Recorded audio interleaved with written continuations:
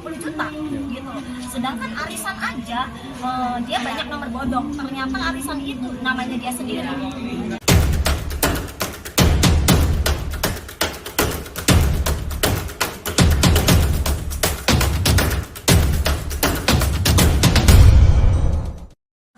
Aku bukan korban guys, jadi aku mewakili katakanlah aku koordinator para korban, mewakili para korban wanita-wanita ini yang kadang nggak mampu untuk berbicara di depan para polisi ya.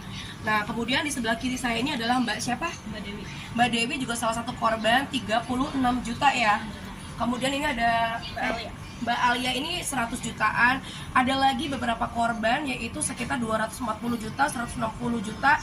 Dan aku ini sebagai jubirnya Teh Nani itu adalah sahabat aku. Dia juga kena sekitar 100 juta dan belum dibayar sama sekali.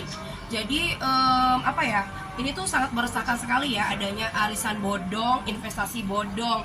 Karena ini laporan kita itu katanya ya Mbak, ya. Laporannya Teh siapa namanya?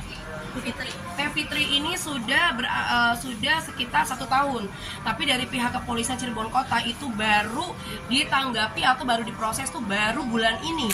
Itu pun karena apa Mbak?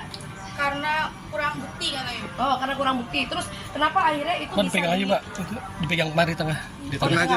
Mbak di tengah aja coba. Ya Allah ya Robi, itu gue jadi tameng guys. Itu beberapa bukti. Ini beberapa buktinya.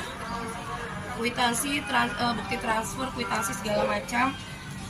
Sebetulnya kita kecewa ya teman-teman media, kecewa sama Polres Cirebon Kota karena ini kan sebetulnya laporan udah 1 tahun, tapi baru ditanggapi itu yaitu di bulan ini. Jadi kan udah basi ya. Itu pun karena Mbak Fitri ini udah sempet ke hotline itu ya. Iya, hotline yang Polres. Iya. Jadi mengadukan ke hotline Polres itu ya dari Pak Kapolres Pak Eko ya, itu baru ditanggapin akhirnya. Tadinya tuh nggak sama sekali ditanggapin. Jadi mudah-mudahan ini juga jadi PR banget ya untuk Polres Cirebon Kota, biar bagaimanapun harusnya hukum itu ya harus tegak gitu loh. Ya kan, jangan seperti ini.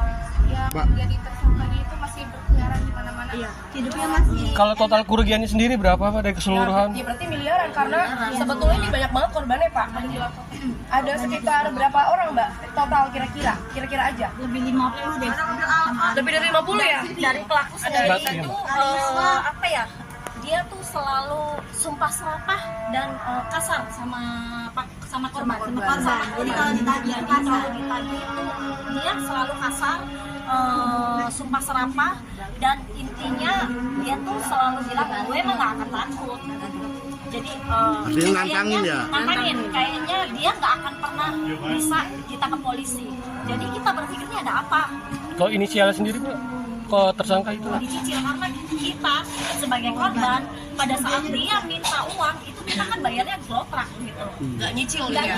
Sedangkan contoh saya misalkan saya 20 juta nih ngasih ke dia mintanya dicicil 100.000, 200.000, ya saya nggak mau dong.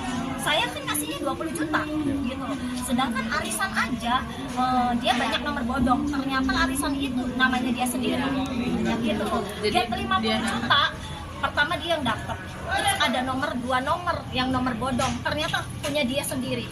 Gitu loh kan. Jadi kita korbannya tuh bukan dititip dana aja. Titip dana iya, arisan iya. Gitu. Itu seperti itu. Jadi kita berharapnya sih kalau memang mau damai, bayarin semua gitu. Tapi kalau lunasin semua. Tapi kalau misalkan dia dicicil, kita nggak mau. Lebih baik ya udah masuk aja gitu. Karena apa? Kita sebagai korban berbicara ke tersangka itu baik-baik, tapi dia itu selalu sumpah serapah, selalu kasar, selalu maki-maki sama korbannya gitu. Jadi nggak punya etiket baik ya Mbak? Iya, nggak ada etiket baik. Iya, rasanya orang hebat. Hasil uang nipu kita juga. Iya, saya pengen Polres ini adil. Istilahnya janganlah hanya karena uang terus berkeliaran. Kita nggak tahu di sananya itu nanti akan menipu siapa lagi. Ya.